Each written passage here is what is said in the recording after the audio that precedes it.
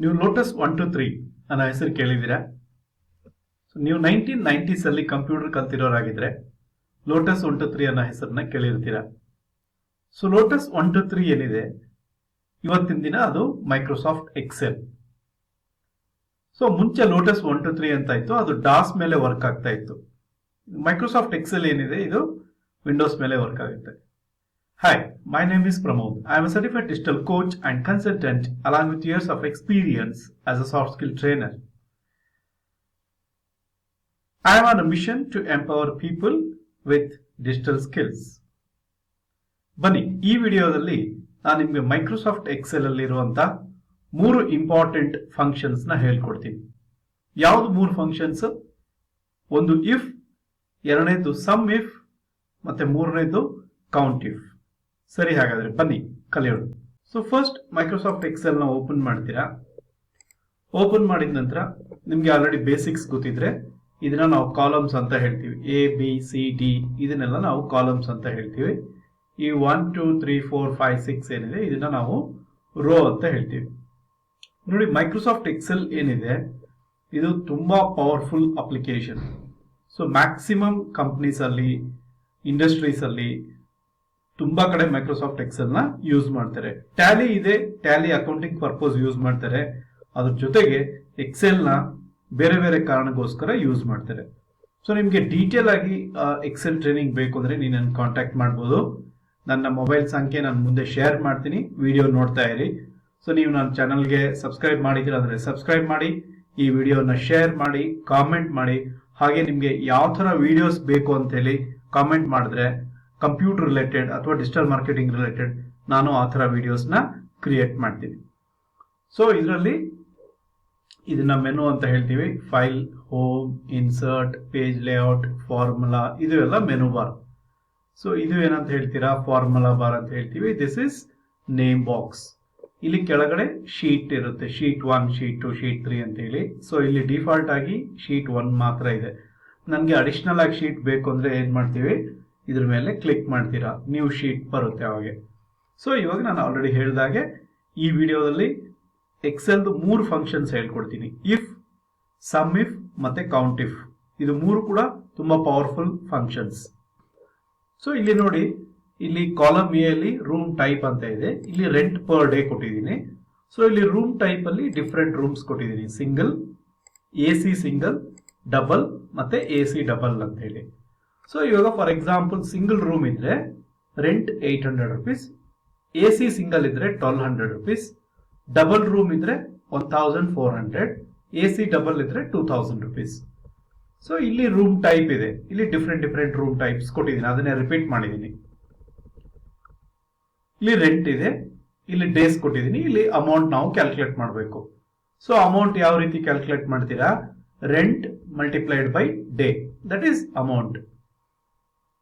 So first ಇವಾಗ rent ಕೊಡ್ಬೇಕು. ನಾವು ರೆಂಟ್ ಕೊಡ್ಬೇಕು ಅಂದ್ರೆ ಇವಾಗ ನಾವು ಇಲ್ಲಿ ಫಂಕ್ಷನ್ ಯೂಸ್ ಮಾಡಬೇಕು. ಯಾವ ಫಂಕ್ಷನ್ ಯೂಸ್ ಮಾಡಬೇಕು? ಇಫ್ ಫಂಕ್ಷನ್ ಯೂಸ್ ಮಾಡಬೇಕು. ಇಫ್ ಫಂಕ್ಷನ್ ಯೂಸ್ ಮಾಡ್ದೇನೆ ನಾವು ಕೊಡ್ಬೋದು. ಇವಾಗ ಎ ಸಿ ರೂಮ್ ಸಿಂಗಲ್ ರೂಮ್ಗೆ ಇಲ್ಲಿ 800 ಅಂತ ಇದೆ. ಸೊ ನೀವು ಇಲ್ಲಿ 800 ಅಂತ ಕೊಡ್ಬೋದು. Okay, then A C single 1200 ಅಂತ ಇದೆ, ನೀವು you can give 1200. Then double 1400 you can give. Then A C double 2000 ಈ ತರ ಕೊಡ್ಬೋದು. ಬಟ್ ಎಷ್ಟು ಅಂತ ಹೀಗೆ ಮಾಡ್ತಾ ಹೋಗ್ತೀರಾ? That is a problem.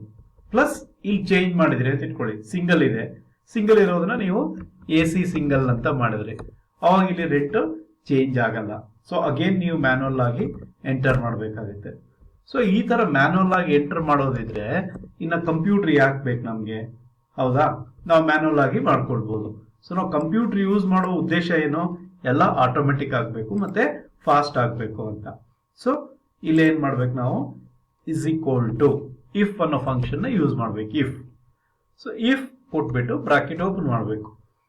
So ಇಲ್ಲಿ ಸಿಂಟ್ಯಾಕ್ಸ್ ನೋಡಿ ಯಾವ ತರ ಇದೆ. Logical test, value if true and value if false ಅಂತ ಹೇಳಿದ್ರೆ ಫಸ್ಟ್ ಇಫ್ ಅಂತ ಕೊಟ್ಬಿಟ್ಟು ಸೆಲ್ ಕೊಡ್ಬೇಕು.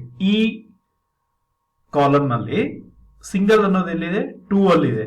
So E2 is equal to E2 ಅಲ್ಲಿದ್ರೆ ಯುನೈಟೆಡ್ ಕಾಮದಲ್ಲಿ ನಾವೇನಂತ ಹಾಕ್ಬೇಕು? ಸಿಂಗಲ್ ಅಂತ ಹಾಕ್ಬೇಕು. ಹಾಕ್ಬಿಟ್ಟು ಕಾಮ ರೆಂಟ್ ಎಷ್ಟು ಬರ್ಬೇಕು ನಮ್ಗೆ? 800 rupees. ಸೊ ಇದು ಫಸ್ಟ್ ಕಂಡೀಷನ್. ಅಗೇನ್ ಕಾಮ ಹಾಕ್ಬಿಟ್ಟು ಇಫ್ ಅಂತ ಹಾಕಿ ಅಗೇನ್ ಬ್ರಾಕೆಟ್ ಓಪನ್ ಮಾಡಿ ಅಗೇನ್ E2 ನೇ ಕೊಡ್ಬೇಕು ನಾವು. E2 is equal to next option ಯಾವುದು? AC single. Again inverted comma close ಕಾಮ AC ಸಿಂಗಲ್ ರೆಂಟ್ ಎಷ್ಟಿದೆ? 1200. ಸೊ 1200 ಅಂತ ಕೊಡಬೇಕು. ಸೊ 2 ಆಯಿತು. ಅಗೇನ್ ಕಾಮ ಹಾಕಿ ಇಫ್ ಹಾಕಿ ಬ್ರಾಕೆಟ್ ಓಪನ್ ಮಾಡಿಬಿಟ್ಟು E2 is equal to next ಏನಿದೆ? ಡಬಲ್. ಅಗೇನ್ ಯುನೈಟೆಡ್ ಕಾಮದಲ್ಲಿ ಡಬಲ್ ಕ್ಲೋಸ್ ಮಾಡಿಬಿಟ್ಟು comma what is the rent? 1400. Again comma then if bracket open E2 is equal to AC double comma. So what is the rent? 2000 rupees. So ಇವಾಗ ನೀವೇನ್ ಮಾಡಬೇಕು? ಎಷ್ಟು if use ಮಾಡಿದೀವಿ? 1 2 3 4 if use ಮಾಡಿದೀವಲ್ಲ. So end ಅಲ್ಲಿ 4 bracket ನ close ಮಾಡಬೇಕು. 1 2 3 4. Okay, ಇಲ್ಲಿ ಯಾವ ತರ ಆರ್ಕ್ ಬ್ರಾಕೆಟ್ ಹಾಕ್ತೀರಾ, ಸ್ಕ್ವೇರ್ ಬ್ರಾಕೆಟ್ ಅಲ್ಲ. ಸೊ ಯಾಕೆ ಎಲ್ಲದಕ್ಕೂ E2 ಅಂತಾನೆ ಕೊಡ್ಬೇಕು? ಯಾಕೆಂದ್ರೆ ಇವಾಗ ಅಲ್ಲಿ E2 ಅಲ್ಲಿ ಸಿಂಗಲ್ ಅಂತ ಇದೆ. ನೆಕ್ಸ್ಟ್ ನಾನು AC ಸಿಂಗಲ್ ಅಂತ ಕೊಡ್ಬೋದು, ಡಬಲ್ ಅಂತ ಕೊಡ್ಬೋದು, ಅಥವಾ AC ಡಬಲ್ ಅಂತ ಕೊಡ್ಬೋದು. ಸೊ ಏನೇ ಕೊಟ್ಟರು ಕೂಡ ನಮ್ಗೆ ಅಲ್ಲಿ ರೆಂಟ್ ಬರಬೇಕು. ಸೊ ಇವಾಗ ನಾನು ಎಂಟರ್ ಮಾಡ್ತೀನಿ. ಎಂಟರ್ ಮಾಡಿದಾಗ ಅಲ್ಲಿ ಸಿಂಗಲ್ ಅಂತ ಇದೆ, ರೂಮ್ ಟೈಪ್ ಸಿಂಗಲ್ ಅಂತ ಇದೆ. ಸೊ ನಮಗೆ 800 rupees ರೆಂಟ್ ಬರುತ್ತೆ. ನೋಡಿ ಇಲ್ಲಿ 800 ಅಂತ ಬಂದಿದೆ. ಇದನ್ನ ನಾನು ಇವಾಗ AC ಸಿಂಗಲ್ ಅಂತ ಮಾಡಿದ್ರೆ, ಸೊ AC ಸಿಂಗಲ್ ಅಂದ್ರೆ 1200 ಇದೆ, ಆಟೋಮೆಟಿಕ್ ಅದು 1200 ಅಂತ ಆಗುತ್ತೆ. ನಾನು ಇದನ್ನ ಡಬಲ್ ಅಂತ ಮಾಡಿದ್ರೆ, ರೂಮ್ ಟೈಪ್ ಅಲ್ಲಿ ಡಬಲ್ ಅಂತ ಮಾಡಿದ್ರೆ ಡಬಲ್ 1400 ಅಂತಿದೆ. ಸೊ 1400 ಆಗುತ್ತೆ. ನೋಡಿ ಇವಾಗ ನಾನು ಅದನ್ನ AC ಡಬಲ್ ಅಂತ ಮಾಡಿದ್ರೆ 2000. ಸೊ 2000 ಆಗುತ್ತೆ. So this is the beauty of if function. So ಆದ ಕಾರಣಕ್ಕೆ ನಾವು ಎಕ್ಸೆಲ್ ನ ಯೂಸ್ ಮಾಡ್ತೀವಿ. ಸೊ ಇವಾಗ ನಾವು ಇದನ್ನ ಎಲ್ಲ ಮತ್ತೆ ಮುಂಚೆ ಇಲ್ಲಿ ಏನಿತ್ತು ಅದನ್ನ ಕೊಡೋಣ, ಸಿಂಗಲ್ ಅಂತ ಕೊಡೋಣ.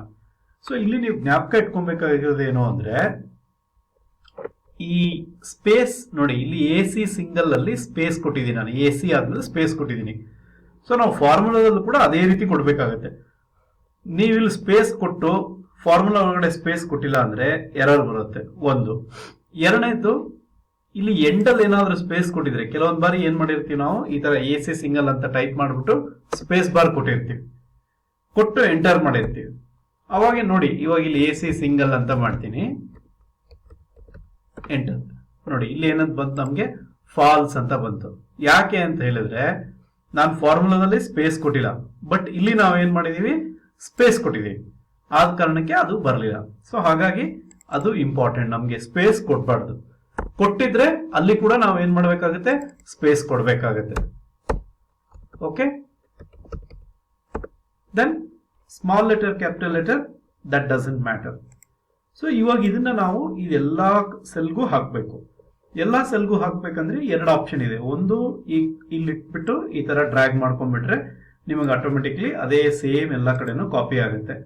ಅಥವಾ ನಾವು ಕಂಟ್ರೋಲ್-C ಮಾಡಿ ಪೇಸ್ಟ್ ಮಾಡಬಹುದು. 2 ಆಪ್ಷನ್ಸ್ ಇದೆ. ಸೊ ಇವಾಗ ನೀವು ನೋಡ್ಕೊಳ್ಳಿ, AC ಸಿಂಗಲ್ 1200 ಇದೆ, double 1400, AC double 2000. So automatic ಆಗಿ ಎಲ್ಲ ಕಡೆನೂ ನಿಮಗೆ ವ್ಯಾಲ್ಯೂ ಬಂದಿದೆ.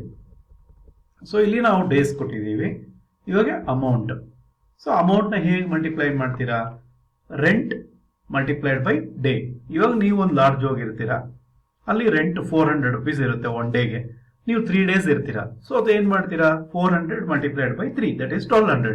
ಸೊ ಇಲ್ಲಿ ಕೂಡ ಅದೇ ರೀತಿ ನಾವು ಏನ್ ಮಾಡಬೇಕು, rent multiplied by number of days. So first 800 ಎಲ್ಲಿದೆ? F column second row F2 multiplied by 4 ಎಲ್ಲಿದೆ ಅಂದ್ರೆ ಡೇಸ್ ಎಲ್ಲಿದೆ, column G row number 2. So G2 ಕೊಟ್ಬಿಟ್ಟು ಎಂಟರ್ ಮಾಡಬೇಕು. ಸೊ ನೋಡಿ 800 ಇಂಟು 4 3200. ಅಗೇನ್ ಇಲ್ಲಿ ಕೂಡ ನಾವೇನ್ ಮಾಡ್ಬೋದು, ಇದನ್ನ ಹೀಗೆ ಕ್ಲಿಕ್ ಮಾಡಿಬಿಟ್ಟು ಡ್ರ್ಯಾಗ್ ಮಾಡಿದ್ರೆ ಆಟೋಮೆಟಿಕಲಿ ಎಲ್ಲಾ ಕಡೆನೂ ಆನ್ಸರ್ ಬರುತ್ತೆ. ಬಟ್ ಜನರಲಿ ನಾನ್ ಕ್ಲಾಸ್ ತಗೊಳ್ಬೇಕಾದ್ರೆ ಏನ್ ಹೇಳ್ತೀನಿ, ಕಾಪಿ ಮಾಡಬೇಡಿ ಅಂತ ಹೇಳ್ತೀನಿ. ಯಾಕೆ ಅಂದ್ರೆ ನೋಡಿ, ನೀವು ಒಂದ್ಸತಿ ಫಾರ್ಮುಲಾ ಕೊಟ್ಬಿಟ್ಟು ಇದನ್ನ ಡ್ರ್ಯಾಗ್ ಮಾಡಿಬಿಟ್ರೆ ಆನ್ಸರ್ ಬಂದ್ಬಿಡುತ್ತೆ. ಬಟ್ ನೀವು ಫಾರ್ಮುಲಾ ಜ್ಞಾಪಕ ಇಟ್ಕೊಳಿಕ್ ಆಗಲ್ಲ. ಸೊ ನಾನು ಏನ್ ಹೇಳ್ತೀನಿ, ಅದಕ್ಕೇನೆ ಎಲ್ಲರಿಗೂ ಜನರಲಿ ನಾನು ಕ್ಲಾಸ್ ತಗೊಳ್ತಾ ಇರ್ಬೇಕಾದ್ರೆ ಪ್ರತಿ ಸೆಲ್ ಅಲ್ಲೂ ನೀವು ಫಾರ್ಮುಲಾನ ಟೈಪ್ ಮಾಡಿ ಅಂತ ಹೇಳ್ತೀನಿ. ಫಾರ್ ಎಕ್ಸಾಂಪಲ್, ಇವಾಗ ಇಲ್ಲಿ ಏನ್ ಮಾಡ್ಬೇಕು, ಮತ್ತೆ ನಾವು is equal to F3 multiplied by G3. ನೋಡಿ, enter. Again F4 multiplied by G4 is equal to F5 multiplied by G5 is equal to F6 multiplied by G6. ಈ ರೀತಿ ಮಾಡ್ತಾ ಹೋಗಿ ಅಂತ ಹೇಳ್ತೀನಿ, ಸೋ ದಟ್ ನಿಮ್ಗೆ ಪರ್ಫೆಕ್ಟ್ ಆಗಿ ಗೊತ್ತಾಗತ್ತೆ. ಕಾಪಿ ಮಾಡಿ ಪೇಸ್ಟ್ ಮಾಡಿದ್ರೆ ಈಸಿಯಾಗಿ ಬರುತ್ತೆ, ಇಲ್ಲ ಅಂತ ಹೇಳಲ್ಲ, ಬಟ್ ಫಾರ್ಮುಲಾ ನಾವು ಮರೆತು ಹೋಗ್ಬಿಡ್ತೀವಿ. ಹಾಗೆ ಇಫ್ ಕೂಡ ನಾನು ಅದೇ ಸಜೆಸ್ಟ್ ಮಾಡ್ತೀನಿ, ಪ್ರತಿಯೊಂದು ಸೆಲ್ ಅಲ್ಲಿ ಕೂಡ ನೀವು ಮ್ಯಾನ್ಯುವಲ್ ಆಗಿ ಟೈಪ್ ಮಾಡಿ ಅಂತ ಹೇಳ್ತೀನಿ. So this is about if. Okay, so ಇಲ್ಲಿ ರೂಮ್ ಟೈಪ್ ಇದೆ, ಇಲ್ಲಿ ರೆಂಟ್ ಬಂದಿದೆ, ಇಲ್ಲಿ ಡೇಸ್ ಇದೆ, ಇಲ್ಲಿ ಅಮೌಂಟ್ ಬಂದಿದೆ. ಇವಾಗ ನಾವು ಸಮ್ ಇಫ್ ಯೂಸ್ ಮಾಡಬೇಕು. ಸಮ್ ಇಫ್ ಯಾವುದಕ್ಕೆ ಯೂಸ್ ಆಗುತ್ತೆ?